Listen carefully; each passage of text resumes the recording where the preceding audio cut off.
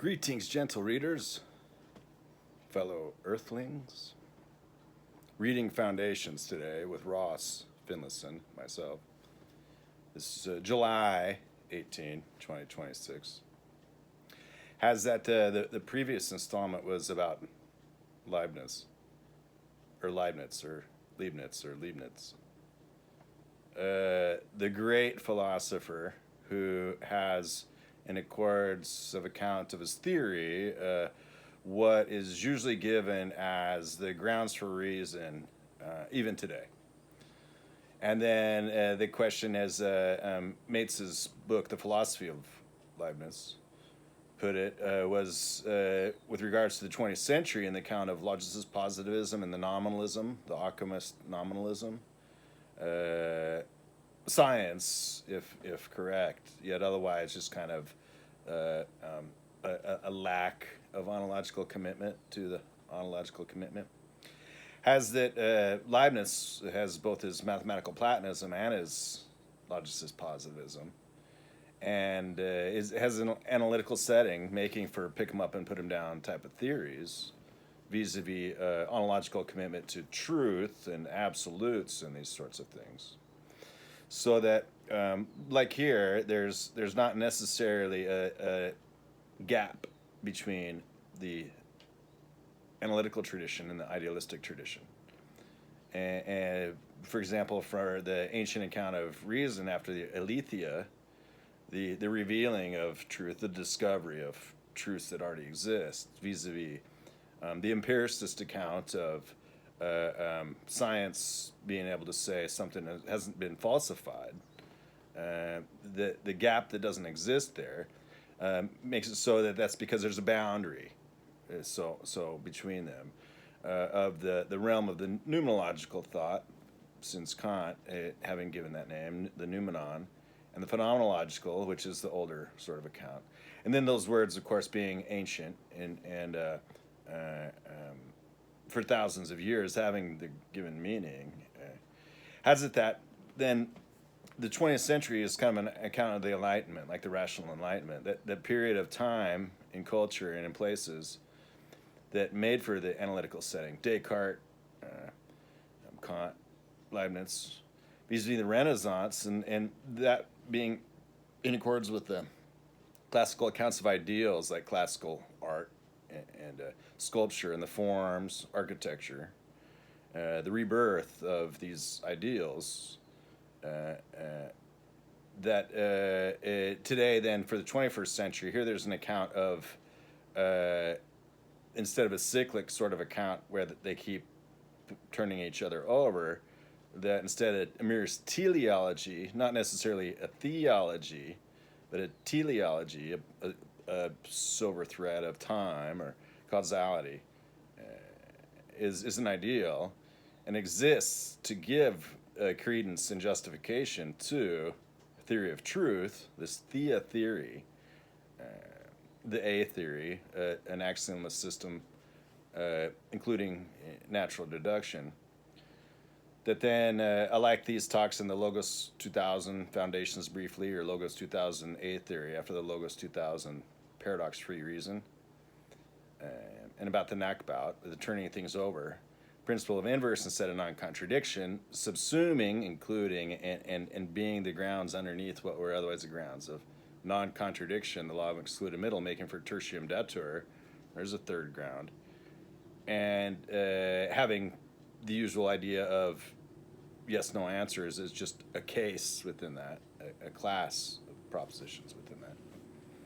And the principle of the thorough reason, since inductive inference, which is plainly the same thing as the empiricist, the sun rose yesterday, it will rise again today. It's never not done so, like so. When an eclipse happened, everybody shakes. The idea being that's a different account of truth and a different account of reason than this wider, fuller dialectic, the deductive accounts, the abductive, what here is just considered a part of the deductive. It comes from these things going together in the energy and entelechy for physics's context. This has then that overall the thea theory is considered the candidate for Foundations, And it aligns very, very well with Leibniz's account, and includes modernizing it, supplanting the principle of non-contradiction with the principle of inverse, supplanting the principle of sufficient reason with the principle of thorough, sufficient and thorough, and fulfilling and fair reason. And then for the principle of continuity or perfection, that's given as in accounts of these analytical bridges, the superclassical results for geometry, for motion. And then the principle of the best is just given an account again of the absolutes and the generalization when it's not unsound, these kinds of things. So then into the box of books. Before I got into the box of books, I thought I'd mention some objects of study these days here. Is that about 20 to 25 years ago, that's when I first got into computer programming, the C and C++ and assembler, these sorts of accounts. And then I was able to use the knowledge thus learned to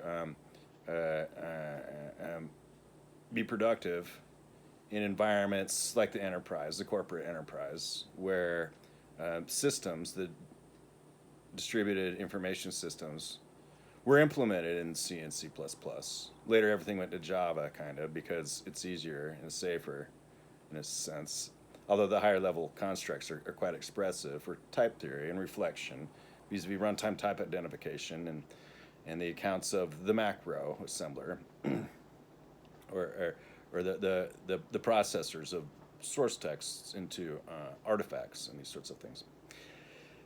This has then what I had been working on was image conversion. So I learned the internals of image files and the compression formats and the accounts of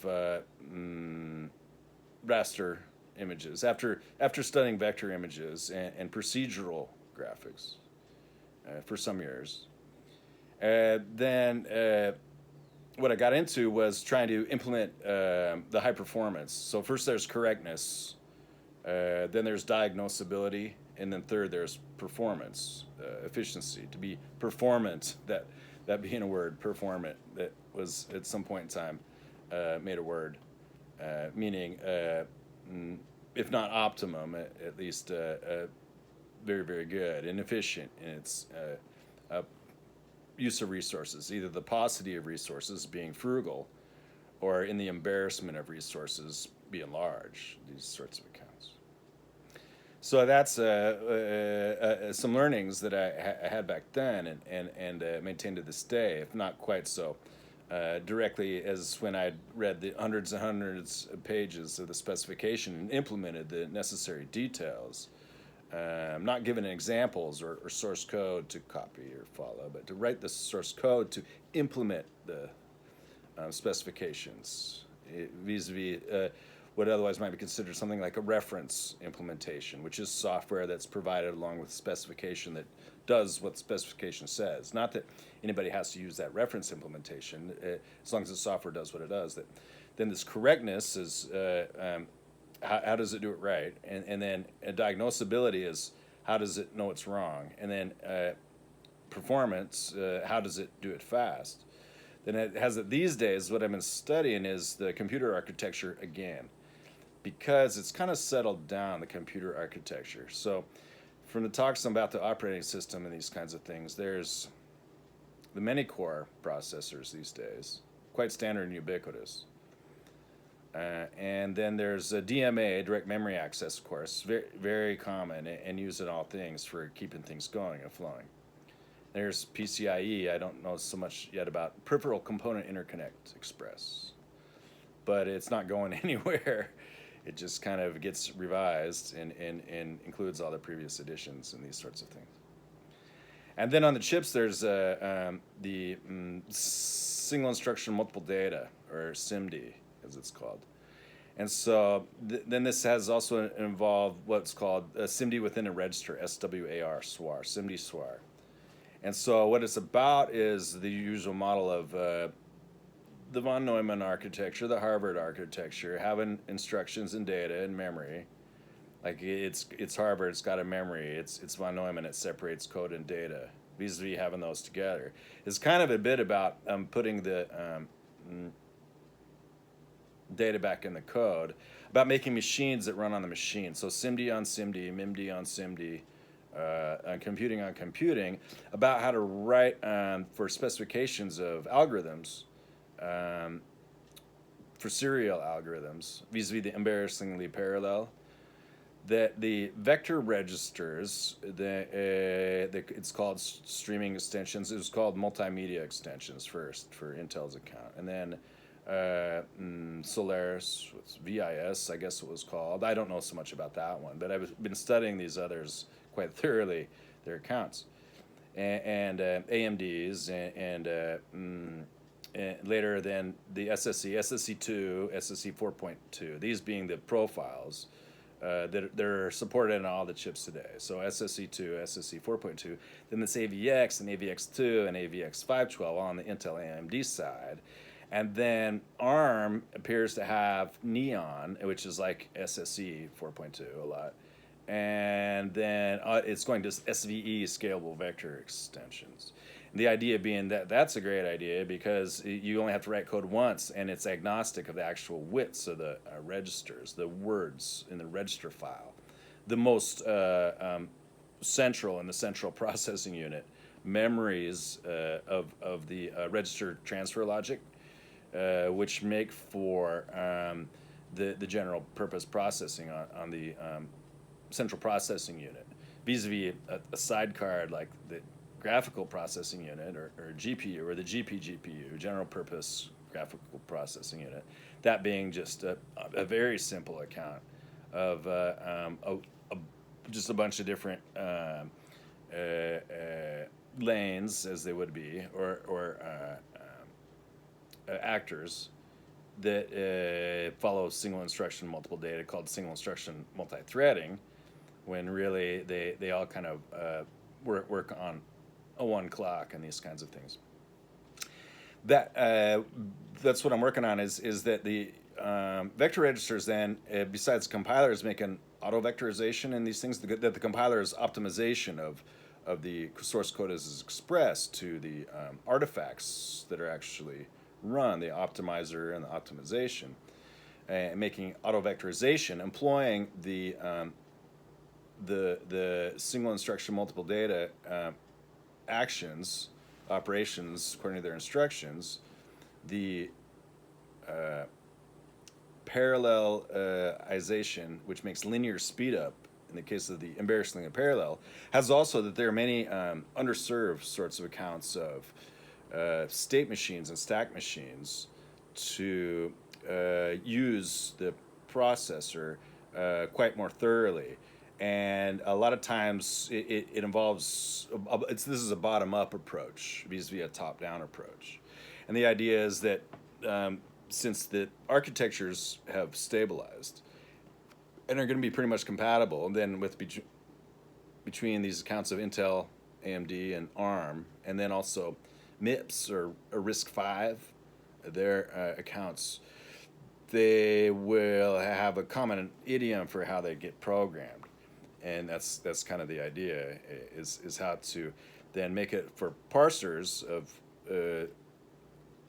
state machines and stack machines, and to have to use lookup tables, jump tables, and not fields in a sense, to make acceptor rejector logic, and to have that be composable and expressible. And then this is kind of being written up as a typing and templating assembler language, since type theory is often built up way up in the high-level languages, and templating and or for metaprogramming is as well. But this is, if C is considered to be low level, then this is the idea of just a little bit beneath that, but above assembly language, and having type safety or type theoretic inferences and these sorts of accounts.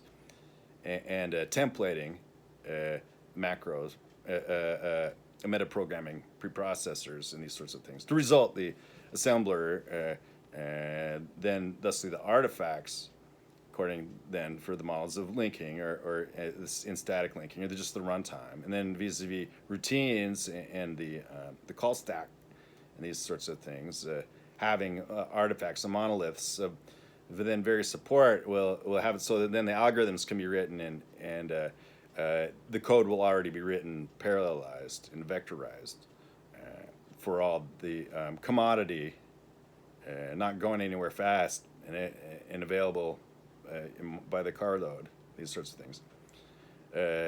That's considered a good target for these sorts of things, especially for scanning and parsing, and particularly to get into scanning and parsing about regular expressions, various orders of Chomsky's grammars, those according to regular expressions, those according to context-free languages, and those according to in the middle, somewhere there about those.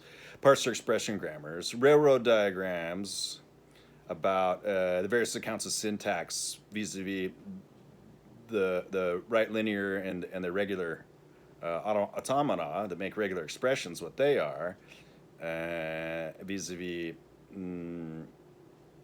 structure and references, and abstract syntax trees usually is given what's resulted for languages that aren't by themselves describable in these accounts of regular expressions or Backus-Naur format or extended Backus-Naur format, like SQL or something like that, with railroad diagrams, syntax diagrams, options and alternatives, inclusive and exclusive, required and optional, these sorts of accounts of productions that make for kind of an extended Backus-Naur format.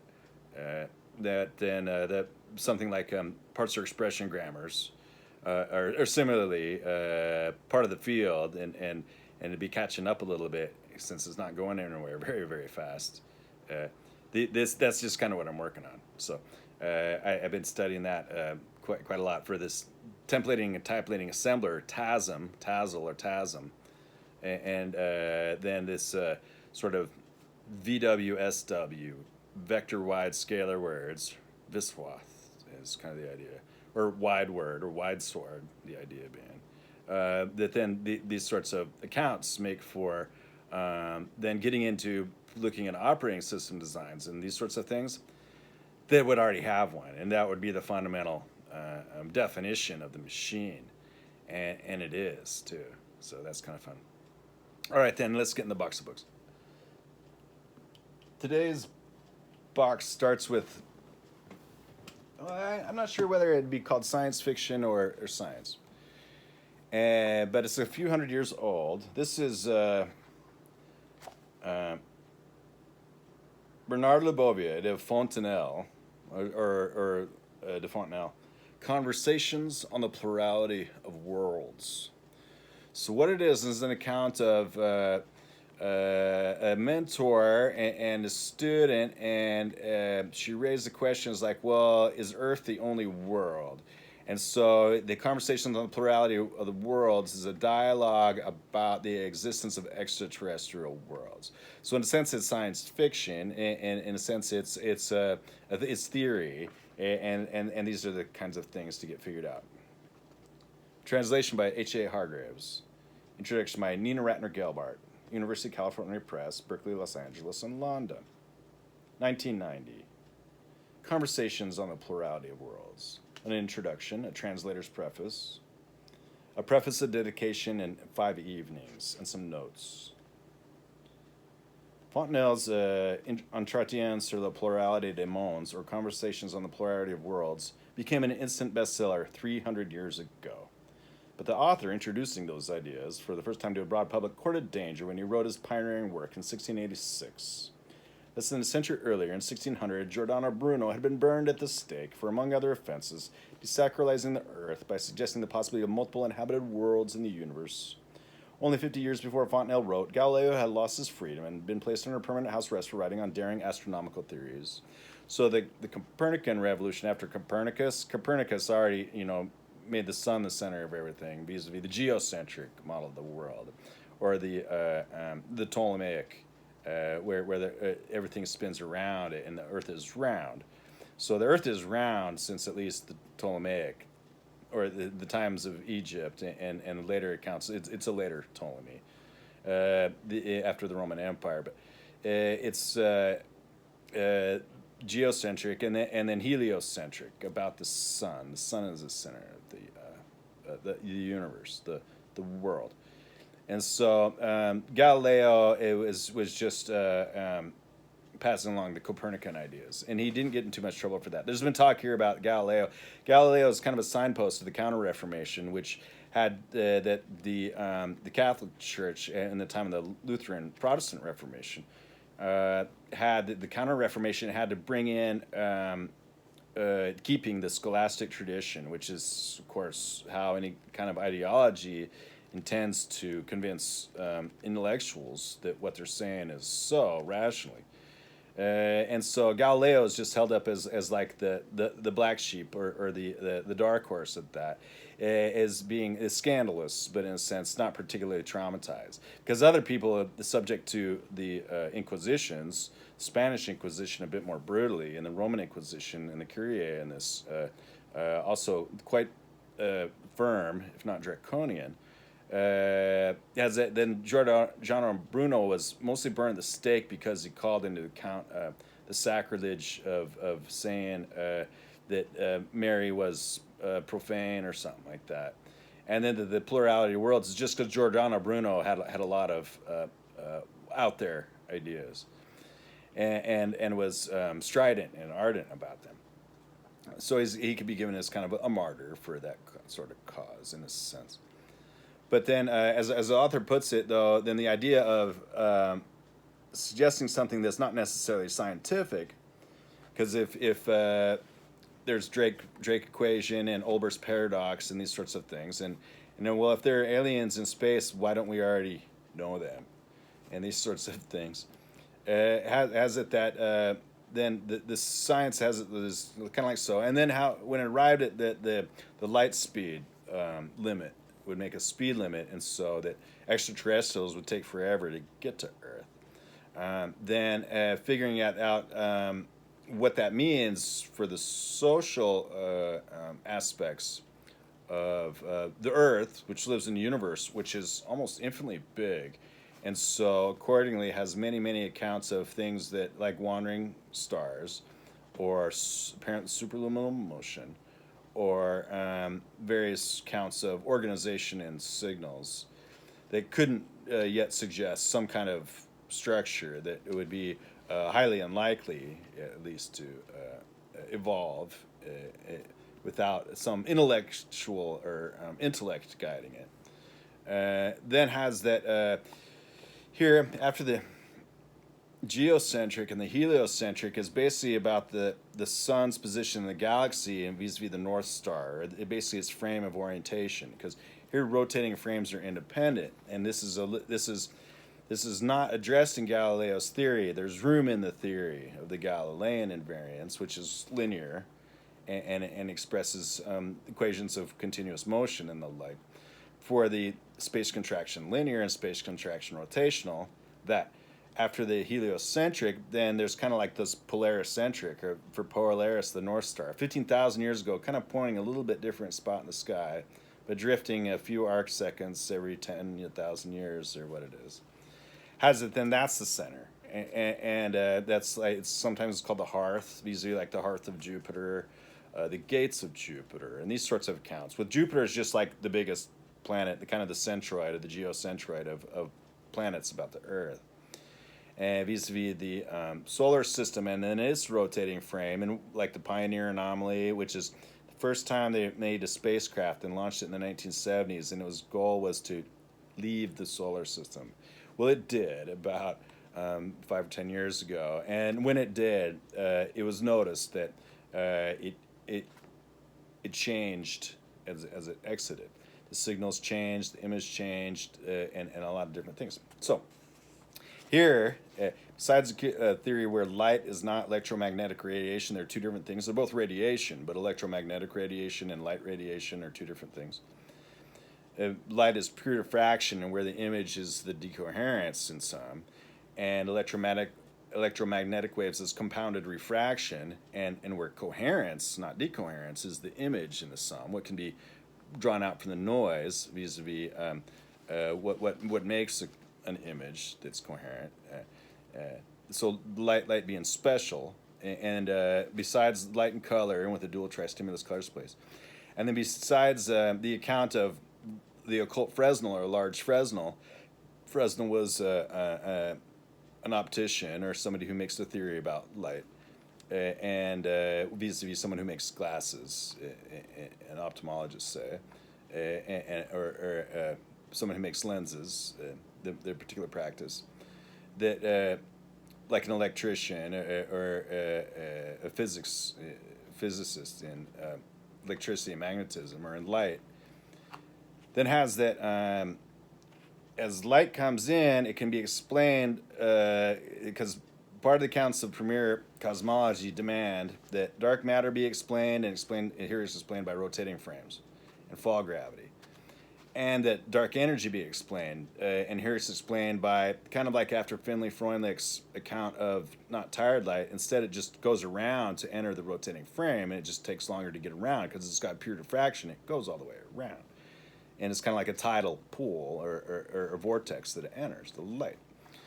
So, thusly, the light speed being a constant is like, well, yeah, light speed is a constant everywhere.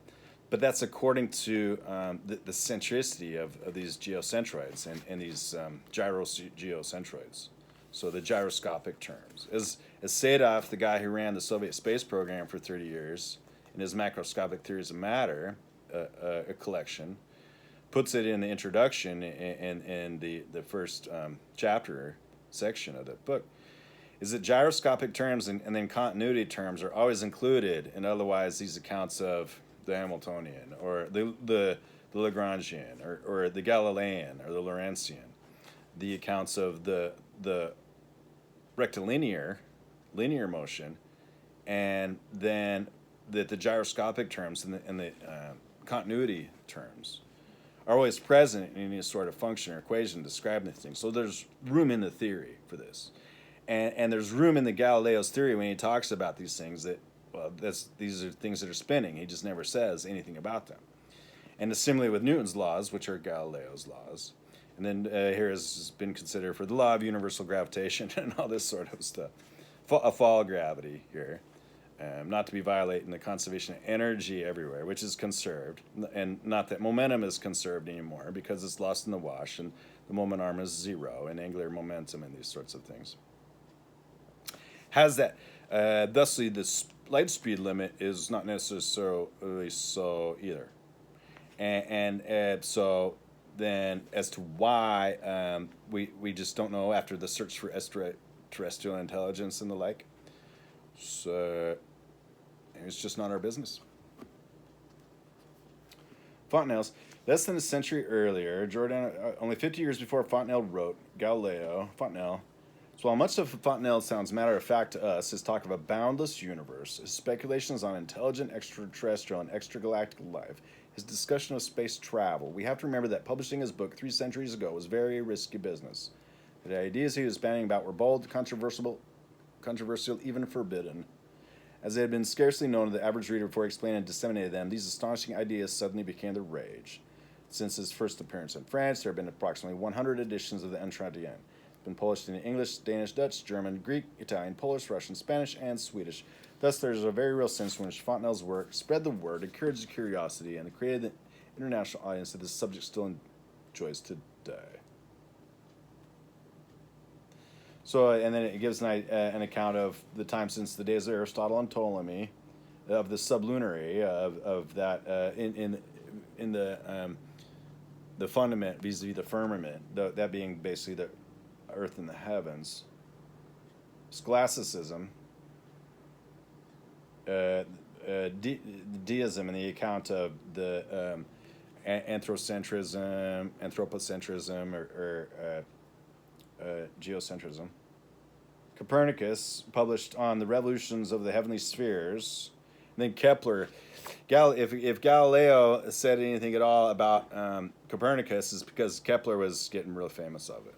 as about the account of Kepler. Kepler was a great astronomer, and then Descartes also he was living 100 leagues north or wherever it was, and would talk about the Copernican revolution as simply so. Thousands of years before that, they'd already estimated in Alexandria the circumference of the Earth to within a few percent of its actual value. It's a round body, an oblate spheroid, with the accounts of Maupertuis vis-a-vis, that other fellow, one who thought the Earth would be wider in the middle, and the other who thought it would be more oblong at the top. And then Maupertuis' account happened to win, but both of them gave accounts for this. But both of them have ideas about what that means vis-a-vis that it oscillates. These sorts of things. So in our theory, with our principles of attenuation and dissipation, that which goes away, and if so, whether it reaches a floor, and oscillation and restitution, that which comes back together, and if so, whether it reaches rest. And then these being of the tendencies and propensities of things, that then the theory of least action is a theory of least gradient, much like the theory of some histories is a theory of some potentials. So it's an overall potentialistic setting, and the energy is being conserved in the entelechy, which is the space which exists. So for something like Leibniz's account of relational space, is also that space is real. And so these are the sorts of accounts that today I find are totally defensible as physics, a proper science, because they've never been falsified, because time symmetry has never been falsified. And then further, the accounts of space-contraction-linear and space-contraction-rotational have room in the theory, and then they have room in the data, because they're well-known effects not explained by Coriolis or Magnus effects, which would otherwise explain Foucault's pendulum or aerodynamic effects of spinning projectiles that they have. And so just like the balaton or the triple jump or these sorts of things, have it so that in the energy budget, it's made up for these systems and the exchanges. Why it is so that this sort of post-Galilean account has room to fit it within the theory underneath instead of trying to add new things to it. And so it's similar for a doubly objective relativity theory. Motion is relative and space is relative, then those both also being in the absolute of each other. Why then thusly it reduces to an easier theory because that's included from the outset, instead of having to be reduced and truncated and momentum getting lost in the wash in the theory. So there's room in the theory. There's room in the data. There's a place where there's a gap then, which then these accounts are intended to fill. Is the idea.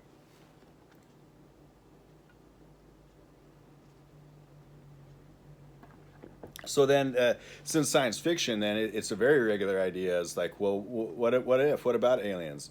You mean green aliens or gray aliens, kind of humanoids? Something like the Pack Protectors from Larry Niven's Ringworld. How about predators from the usual cinematic universe, or xenomorphs, or various accounts of all the science fiction realms, humanoids, various accounts of all the different usual phyla of Earth species and their worlds, or their species, if they were intelligent and developed technology, to become spacefaring or become like a Type 3 civilization or Type 2 or Type 3 civilization, or sentience on its own account, like from fictional Spock's account of it's just pure energy. There's no such thing as pure energy. It's always in a form of intelligence, or sentience is, and the life, as it would be, of the silicate, or of the whether that's the mechanical or the mineral. All these sorts of accounts have been room for speculation for decades and decades and decades, since it became clear that from the Sky Survey that it was not taboo anymore to talk about the Earth, this beautiful gem of green and blue, spinning around a medium heat sun, as just a tiny speck in the "You Are Here" of the T-shirt of the galactic arm. Has it then this Polaris-centric is just kind of pointing to its place in the galactic arm, and because that's in the rotating frame. And so light speed is twice that everywhere. It's constant in a deep space in a vacuum, and it's as fast as gravity. So on the revolution of the heavenly spheres, and then about Kepler's system of the world, and then Newton's system of the world, which is Kepler's system of the world plus some calculus.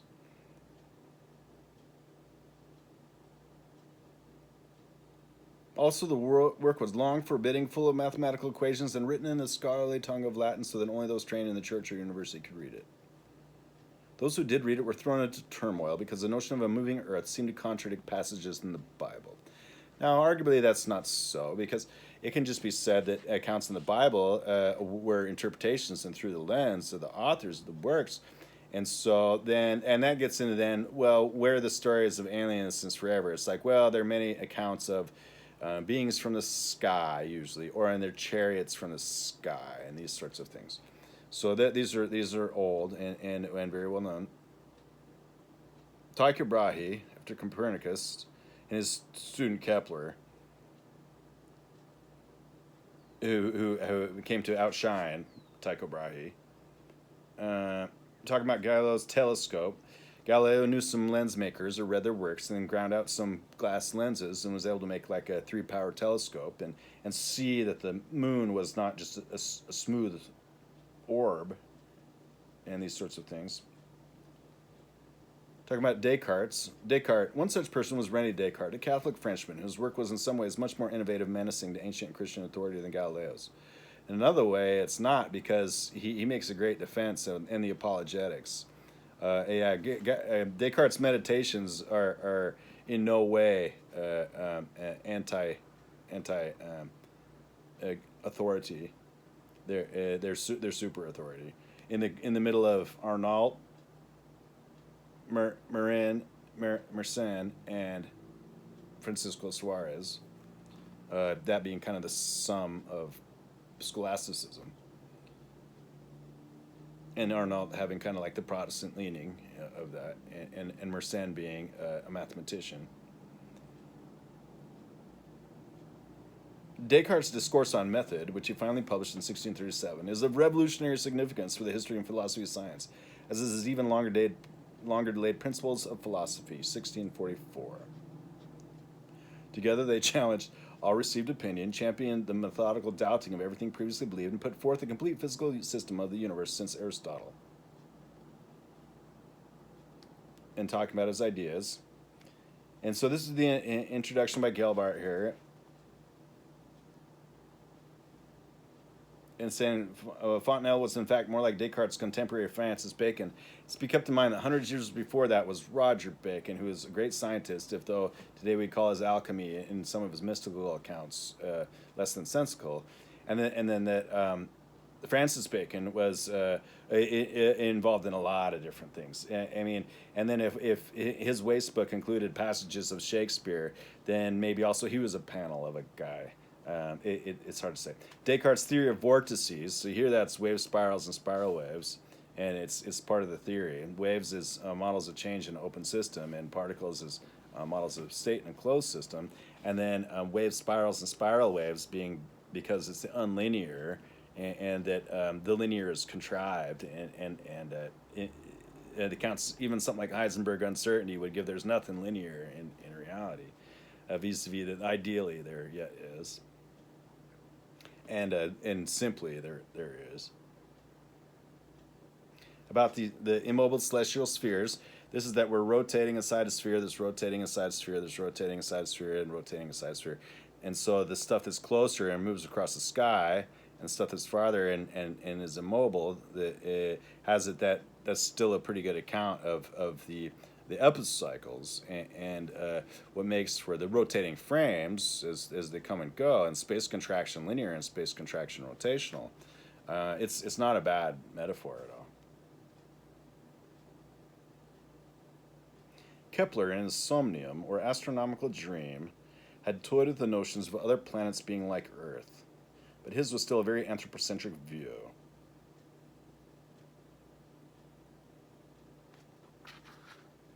Then here in the introductions, talking about Tiresias, who lost his sight for having seen some secrets of the gods.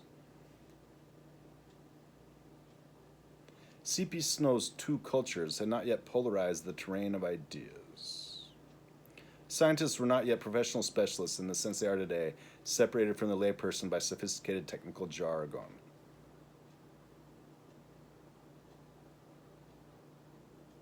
And that's something, the usual account is that, well, if you know something, you have to be able to explain it to an average person or a 5-year-old in 5 minutes.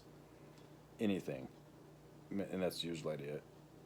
Vis-a-vis all the incredible depth and detail that gets involved in making a statement, something that's so, in a technical or mathematical account, that's a little bit different. The correctness, diagnosability, performance.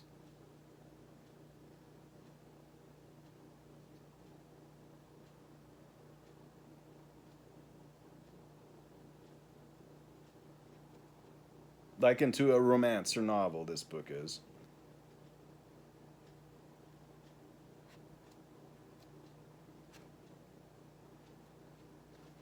A necessary strategy, a bibliography of some 50 or 100 accounts of these things. Here's, for example, it's mentioned that Santayana, The Crime of Galileo, which is about the surrounds in the story and these sorts of things. From Gassendi to Voltaire, from Spink. The translator's preface. A Nouveau Dialogue. The ancients. Fontenelle's narrator presses the point of the analogy, telling the Marquise, the ancients took pleasure in imagining that the celestial bodies were changeless by nature because they had never seen them change. Had they had time to prove it by experience, the ancients were children compared to us. Now, that's similar with the accounts of like matter and charge and light speed and the lifetime of a neutron. It has that light speed is way too fast for us to see, and the lifetime of a neutron is way too long to see in a reasonable amount of time. Whereas matter, of course, is everybody's usual milieu, and then charge is close to that. And so these are these tetrads of quantities.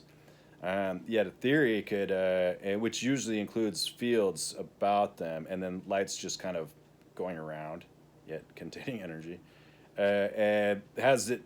There's always yet this tetrad of quantities and tetrad of fields in the field theory, and maybe a quintet, I suppose it is, unless I'm wrong, but a quartet or a tetrad of forces or fields, those being the same. The forces are in the fields, the energy is in the entelechy, the points are in the space.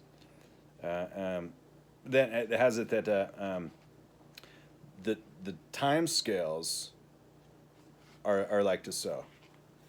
With regards to infinity and 0 meters per second being infinity seconds per meter.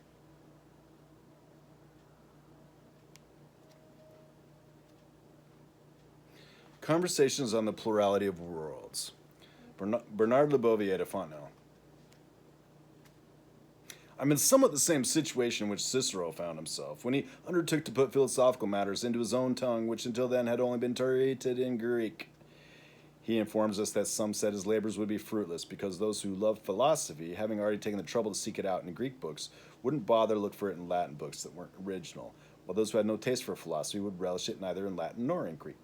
To this he replied that the very opposite would happen, that those who weren't philosophers would be drawn to it by the ease of reading Latin books, and that those who were already philosophers, through the instruction of Greek books, would be eager to see how these things had been handled in Latin. Cicero, who is a Roman, and so he'd have spoken Latin. And he was an orator. Had rhetorician or rhetorician. It's one of my grandfather's middle names or something like that. Cicero was right to speak in this way. His superb genius and the great reputation he had already acquired guaranteed the success of this new sort of work which he gave to the public. But though my enterprise is nearly the same as his, I have far less reason for confidence. I've tried to treat philosophy in a very unphilosophical manner. I've attempted to bring it to the point where it's neither too dry for men and women of the world, nor too playful for scholars. If I am told, like Cicero, that such a work is fit neither for scholars who can learn nothing from it, nor for men and women of the world who will have no desire to learn anything from it, I'd be far from answering as he did. It may well be that in seeking a middle ground where philosophy suits everybody, I found one suitable for nobody. The happy medium is hard to sustain, and I don't think I could bring myself to take the same pains a second time. A usual idea of a philosophical account is a little bit different than a theoretical account. A theoretical account kind of starts with propositions, suppositions, axioms, and then makes developments, whereas a philosophical account kind of starts in the middle, in the surrounds, and arrives at a statement. And so philosophy is experience, and it's the love of learning, or it's a love of the sophistry, which is kind of having both positive and negative connotations. Positive when it's enjoyable and enjoyed and fulfilling, and negative when it's abused or mistreated or used wrongly. It counts rhetoric. And similarly, the philocasuistry is like, well, it's kind of like philosophy, but instead of the sophism, it's casuistry. And so that just means a further technical account for a technical philosophy. So philocasuy or philocasuistry is just technical philosophy. And then here that's like Hegel's Wissenschaft or logic, Leibniz's philosophy, his theory of metaphysics, that being the theory of the theory in the theory. And these sorts of accounts, the technical philosophy is something that everybody has, even if they're not particularly conscious or declaratory about it. Just like everybody has their own psychology, and most people are at least somewhat aware of their own psychology and that of others, and their own philosophy and that of others. And then the philosophy is given to kind of these grand ideas, and then the language, and then with regards to the metonymy, the strong metonymy, what that really means in the structure of all the relations of the universe, and the words, the rhetoric, the metaphor, or the Coleridge language here for the Comenius language of all the truth in the world, the universe. If it turns out that this book is read, I warn those who have some knowledge of physics that I don't pretend at all to instruct them, but only to divert them by presenting them in a little more agreeable and engaging manner that which they already know solidly.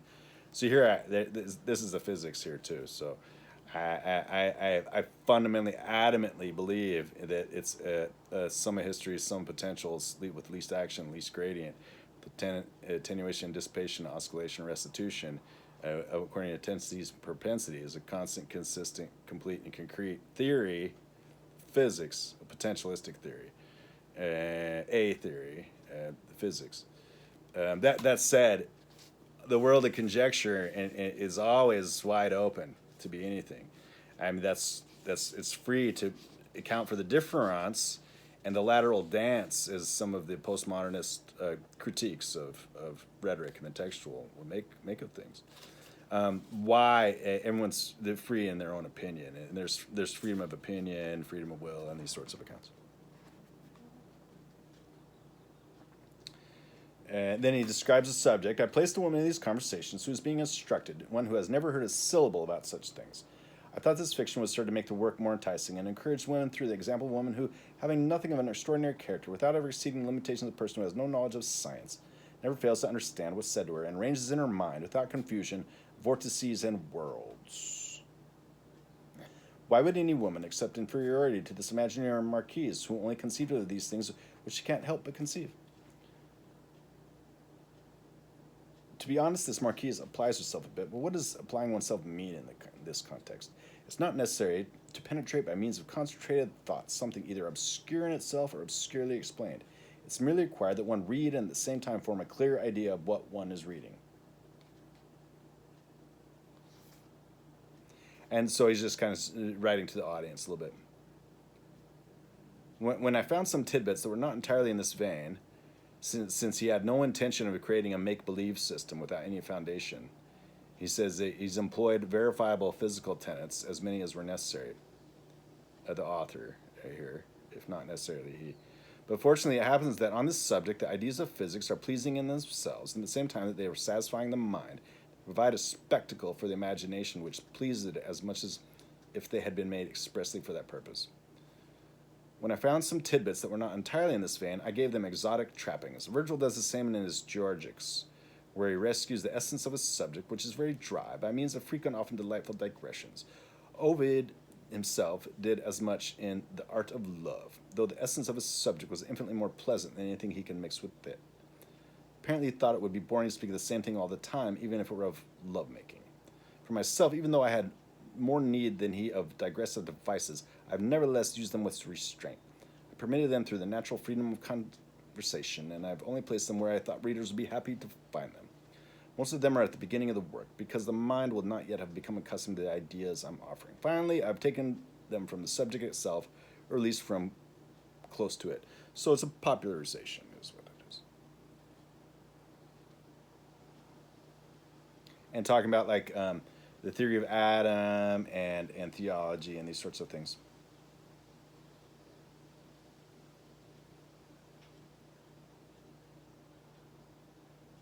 He talks about Madame the Marquise, and I hold her a scholar because of the extreme ease with which she could become one, at natural ability and these sorts of things. So he gets into the evenings then, and he's talking about the moon rising and the stars. There might be a planet, other planets. That engineer is like the philosophers. Still in the first evening, the Copernicans are haphazard. Earth turns under me.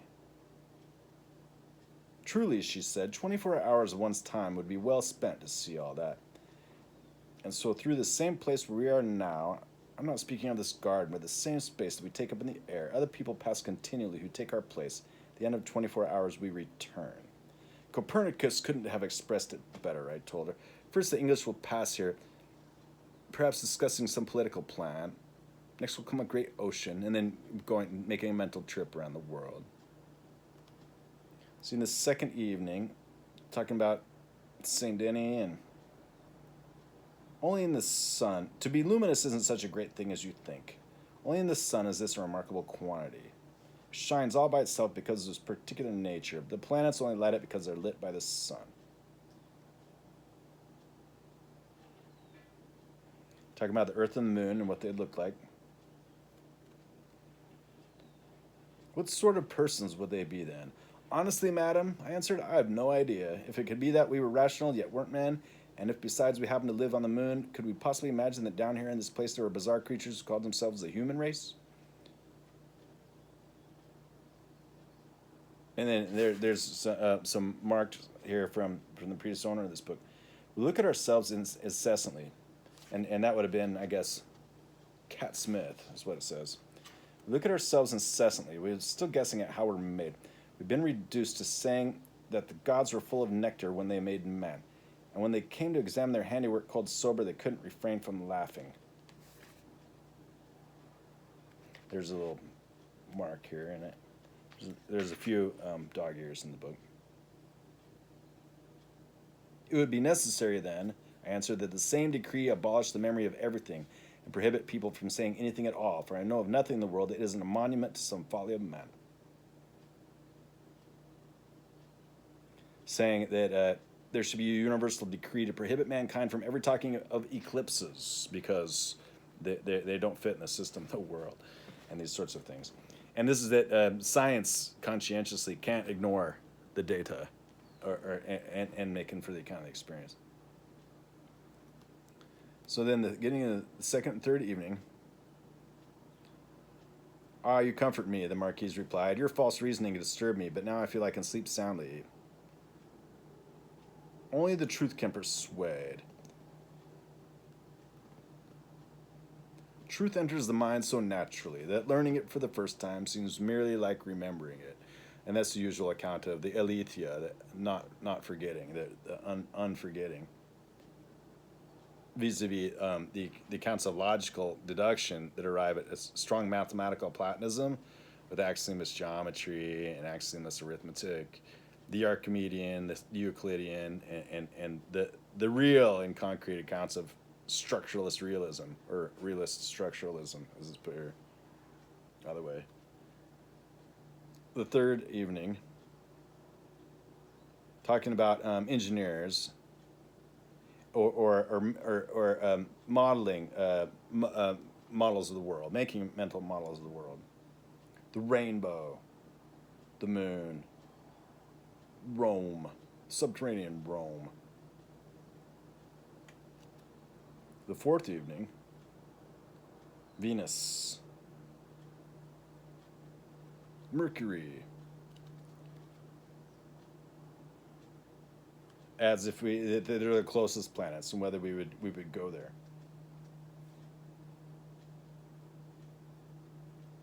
To be honest, I believe that, I answered. Jupiter would have to see the Earth 90 times smaller than we see it. It's too small to be seen.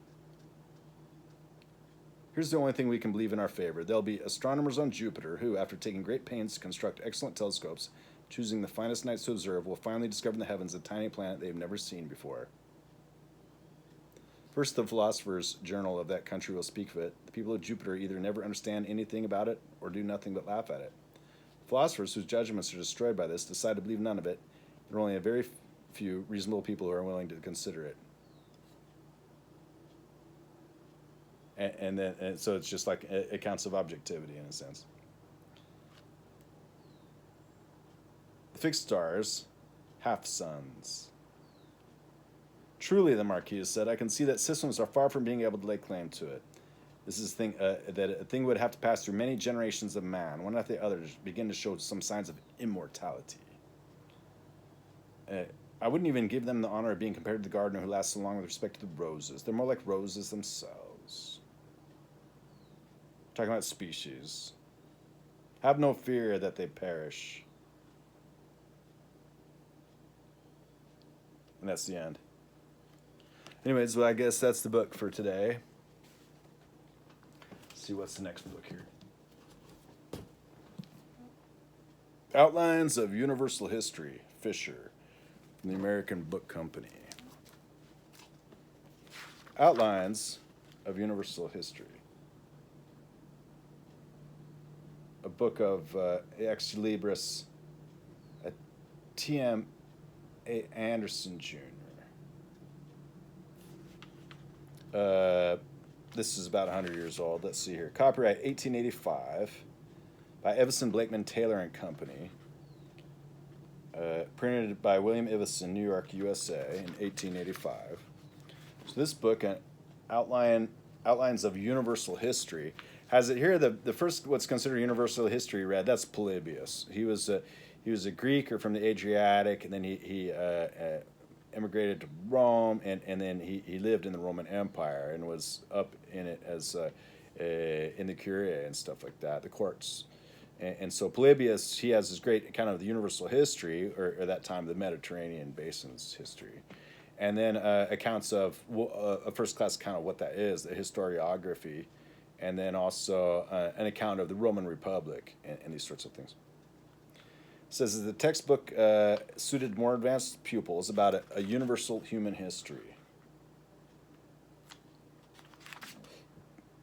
It says ancient history, Oriental history, China and India, the earliest group of nations, Egypt, Assyria, and Babylon, the Phoenicians, the Carthaginians, the Hebrews, the Persians, Europe, Grecian history, the Greece and the Persian wars, the flourishing era of Greece, the Macedonian era, Roman history, the Union of Italy and the Punic Wars, the imperial monarchy, migrations of the Teutonic tribes, medieval history, to the Carlovingian line of Frank rulers, Mohammedanism, the Teutonic, Carlovingian and the Franks, Romantic Germanics, the feudal systems, Church and Empire, England and France, 1066 to 1217, rise of the burgher class, mercantilism and the like.